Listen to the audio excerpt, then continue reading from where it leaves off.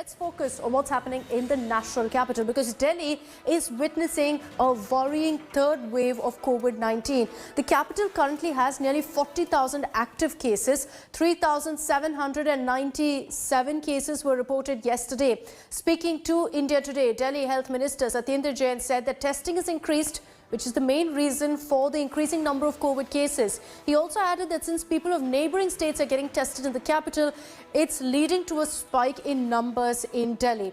He assured Delhiites that the numbers will get better in a week or so, also reiterated the fact that there will be no lockdown in Delhi.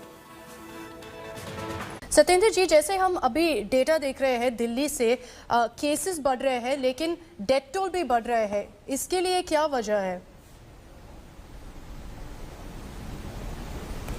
देखिएगा, death जो है वो 1% के आसपास चल रही है। जो एवरेज आप डेथ देखेंगे, जो नई डेथ हैं 1 है और जो टोटल ओवरऑल आज से स्टार्टिंग से लेके आज तक है वो 1.57 के आसपास चल रही है, जो कि एक टाइम पर दिल्ली के अंदर 3.5-4% हुआ करती थी और नेशनल एवरेज से बहुत ज़्यादा थी।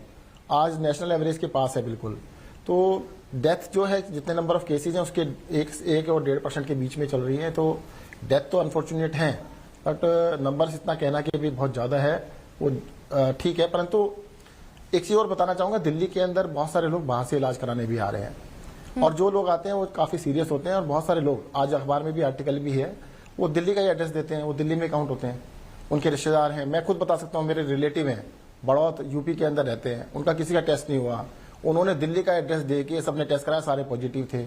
उनमें से 2 लोग एडमिट भी हुए, वो दिल्ली के अस्पताल में एडमिट हुए। तो ये तो कॉमन सी चीज़ है कि दिल्ली के अंदर बहुत सारे लोग बाहर से भी आ रहे हैं और बाहर से भी आके एडमिट हो रहे हैं। तो इसके अंदर जो नंबर्स हैं, नंबर्स के अंदर कुछ लोग वो भी इंक्लूड होते हैं। तो अभी सत्येंद्र जी, आपकी सरकार और सेंट्रल गवर्नमेंट दोनों काम कर रहे हैं इसके ऊपर। आपको क्या लगता है कब ये थर्ड वेव को फ्लैटन कर सकते हैं दिल्ली में?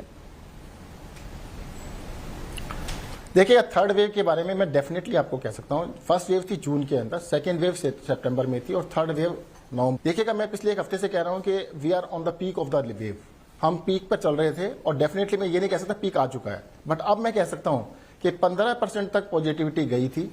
जिसको लगता था ये 15 का बढ़ के 18-20 तक पहुंच जाएगी, वो ऊपर ना जाके अब धीरे धीरे नीचे आ रही है और डेफिनेटली 13% से नीचे आ चुकी है। और ये शो करता है कि जो 15% पॉजिटिविटी था वो मैक्सिमम था। अब हम डाउन ट्रेंड पर हैं और जो थर्ड वेव का पीक जा चुका है, अब पीक से धीरे धीरे नीचे जाएंगे। तो 1 या 2 हफ्ते में हम एक्सपेक्ट कर सकते हैं कि थोड़ा फ्लैटन हो जाएगा? डेफिनेटली फ्लैटन बिल्कुल होगा। मैं आपको बता दूं कि देखो, नंबर्स से ज्यादा इंपॉर्टेंट है पॉजिटिविटी रेशो। पॉजिटिविटी रेशो बढ़ते बढ़ते 5% से बढ़ना स्टार्ट हुआ था, बढ़ते हुए 15% तक गई थी। 10, 11, 12, 13, 14, 15% जब गई तो हमें लगा कि 20 तक पहुंच जाएगी 2-4 दिन के अंदर। तो 15 के बाद वो धीरे धीरे डाउन आना स्टार्ट हुई है और आज 13% से नीचे है। तो मैं 1 हफ्ते के बाद अब आपको डेफिनेटली कह सकता हूं कि हम थर्ड वेव के अंदर हैं। मैंने ये नहीं कहा कि थर्ड वेव खत्म हो गई है, we are in the third wave, but उसका पीक जा चुका है, अब धीरे धीरे कम होगा। Okay, Mr. Satyendra Jain, thank you for joining us on this broadcast and taking all of our questions on the coronavirus crisis in Delhi. Aishwarya Paliwal is also joining me live on this broadcast with the latest inputs. Aishwarya, the numbers very worrying. The Delhi Health Minister, however, reiterating that the capital is fully prepared to deal with the current surge. Well, one thing which the Health Minister very clear is the fact that there will be no lockdown. Now, which is something which a lot of people were really worried about, especially the traders. So one thing is out of the way. The other thing which he has assured people is that everything is under control. In fact, the good thing is that the government itself is aware of the rising numbers. They're also saying they are getting all the help they need from the center, which also is a good thing. But also, Akshata, what we really need to keep in mind is that keeping in view the rising numbers, the onus now lies with the citizens. The citizens need to follow all the protocols, wear masks in public, which is something which we did not see over the past 15 days. So that is something which citizens should now do. The government obviously on its part going ahead and saying everything is under control. They expect the numbers to start coming down in the next 10 days. Back to you. Okay, Aishwarya, we hope that's the case. The government saying that they're confident things will be brought under control very, very soon. Thank you for joining us with all those details. Hello everyone, this is Rahul Kamal here. Hope you enjoyed this video.